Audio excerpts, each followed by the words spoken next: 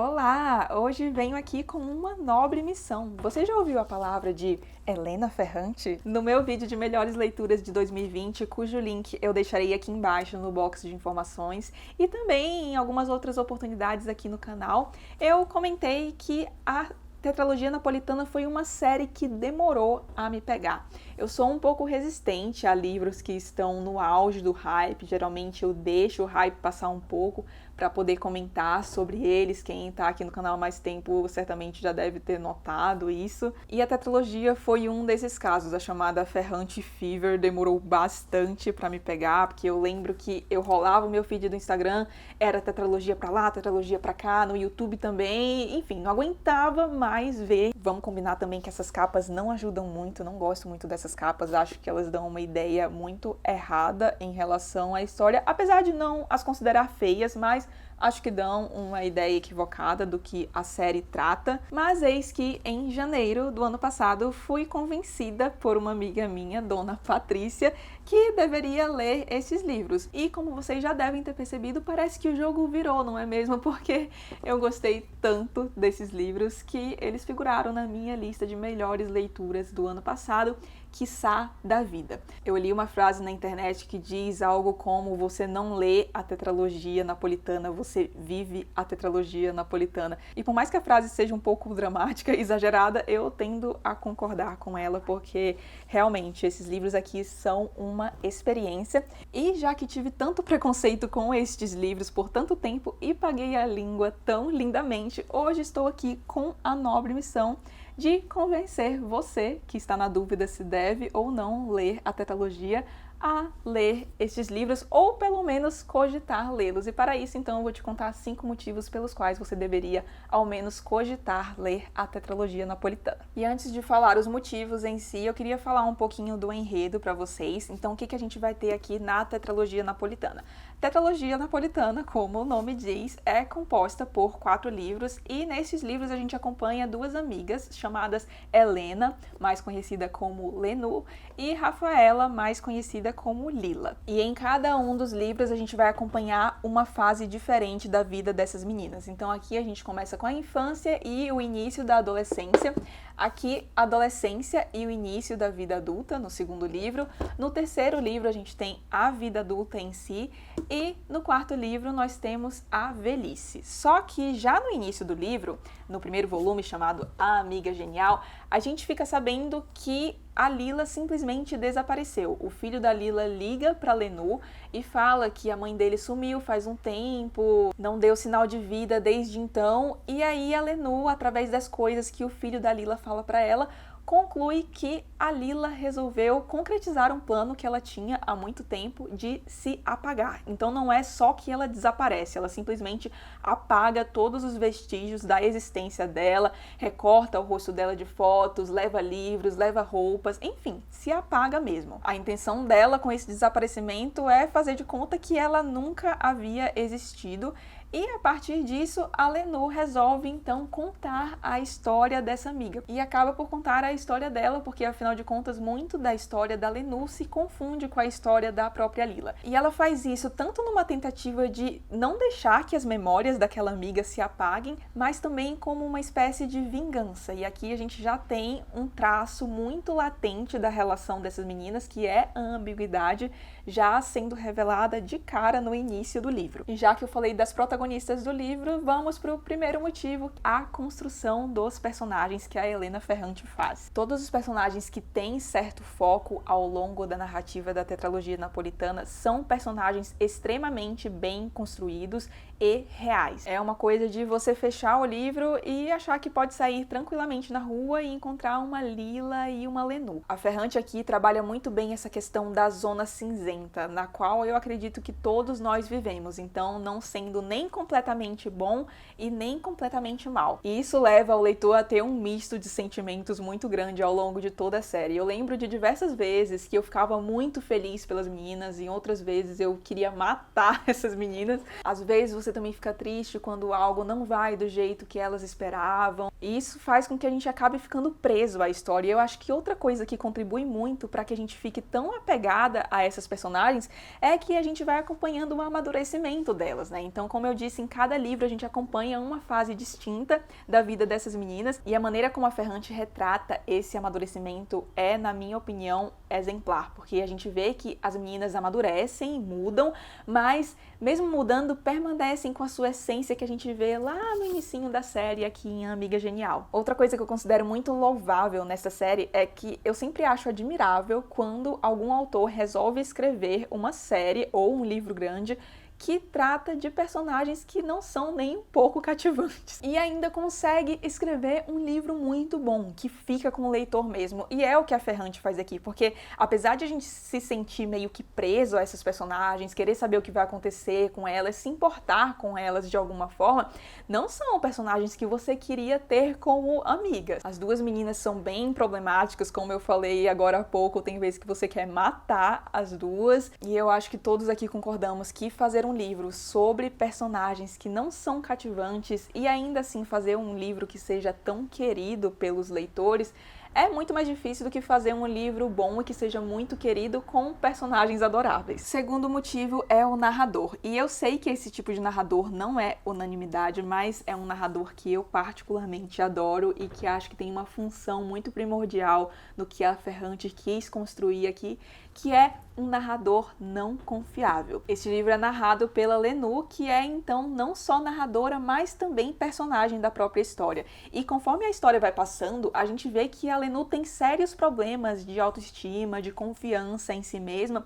e também que ela nutre uma certa obsessão pela Lila. Ela admira muito a Lila, acha a Lila a pessoa mais inteligente do mundo, a pessoa mais bonita do mundo, muito superior a ela mesma. E quando a Lenu conversa com alguns outros personagens, a gente vê que muitos personagens discordam dessa opinião. Falam que sim, é verdade, a Lila é muito inteligente, mas que a Lenu é mais inteligente que ela. Então, será que não tem uma certa distorção aí por parte do narrador? E apesar de essa narradora não ser muito confiável, eu acredito que ela se mostra uma pessoa muito sincera, no sentido de que ela revela o lado bom e o lado ruim de todo mundo, inclusive o dela. Ela não se exime disso. Então, muitas vezes ela revela para o leitor pensamentos horrorosos que ela teve, que ela sabe que são pensamentos ruins, as ações ruins que ela tomou.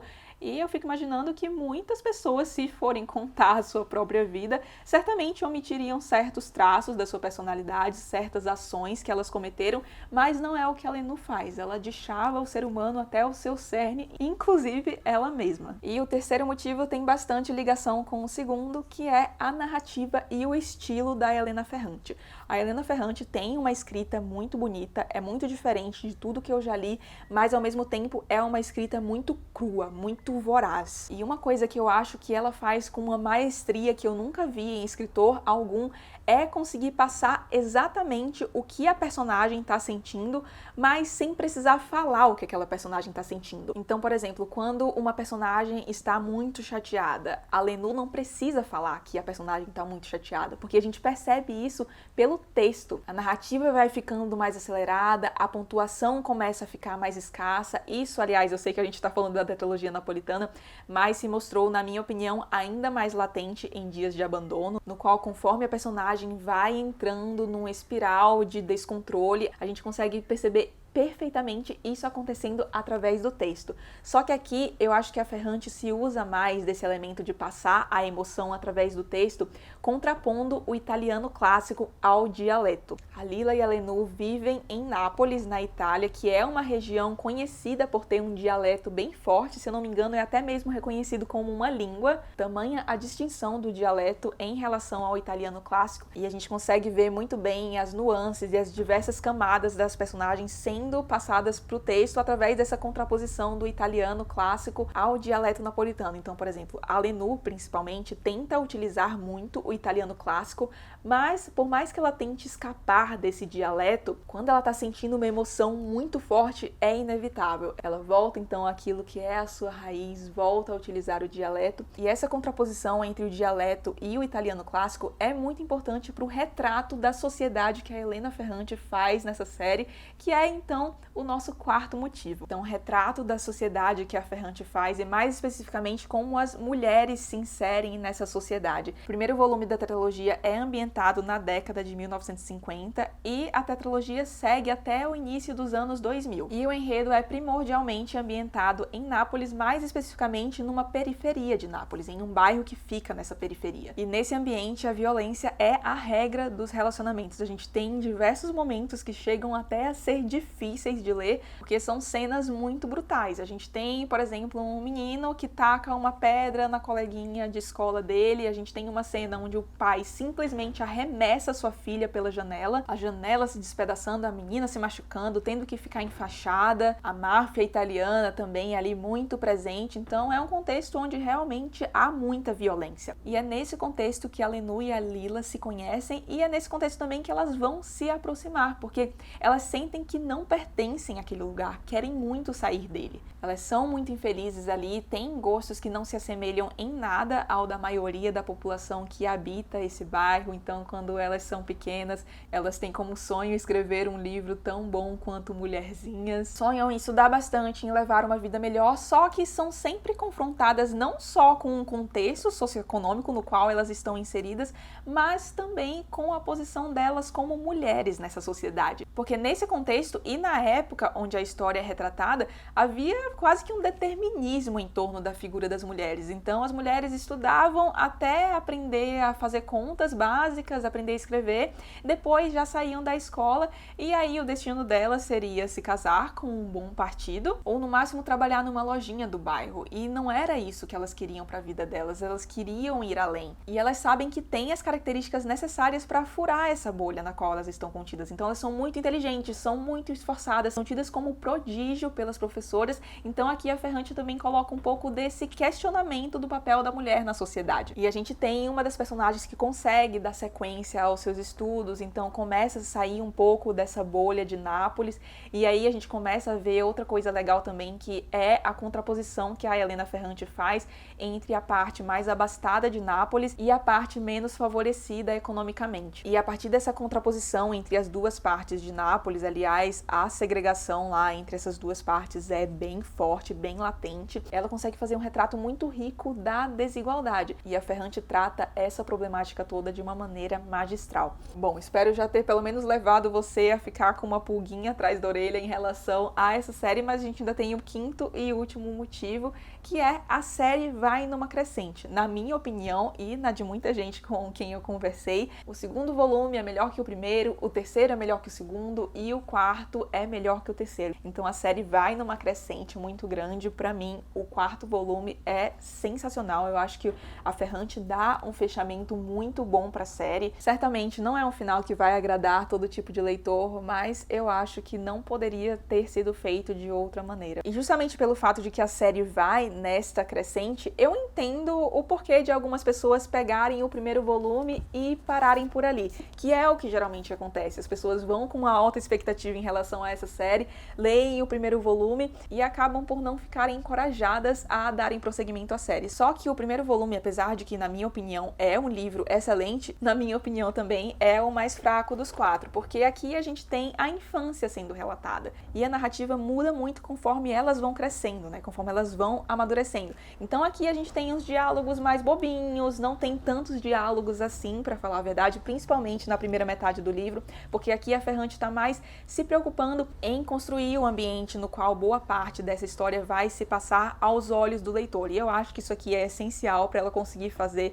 o que ela se propõe a fazer nessa série incrível. Então, assim, se você estancou no primeiro volume, vai por mim, tenta continuar. Eu mesma já tive duas amigas que eu tive que encorajar a continuar. Falei, não, continua que vale a pena. E realmente, quando você vence o primeiro volume, o resto você lê rapidão. Eu li os 4 volumes em um mês, se eu não me engano. Sei que não é todo mundo que consegue se conectar, mas vai por mim. Eu acho que realmente vale a pena, pelo menos cogitar ler o livro, porque se você se conecta com a história, tenha certeza de que é uma história que vai ficar com você para a vida inteira. Tem livros que eu leio e que considero muito bons, mas que não ficam tanto comigo por tanto tempo. Mas a Tetralogia Napolitana definitivamente não é um desses casos. É um desses livros que vira e mexe eu me pego pensando sobre eles. E é isso então, espero que tenha convencido alguém. Pessoal que já leu a Tetralogia Napolitana, por favor, me ajudem, comentem aqui se vocês têm algum motivo pelo qual você acha que as pessoas devem ler a Tetralogia Napolitana e que não foi comentado ou não tão bem desenvolvido ao longo deste vídeo. Pode deixar a sua contribuição aqui embaixo, vou adorar ler, eu amo conversar sobre esses livros. E se você gostou do vídeo, não esqueça de deixar um like e de se inscrever aqui no canal, caso não seja inscrito ainda, e leiam Helena Ferrante. Um beijo e até o próximo vídeo.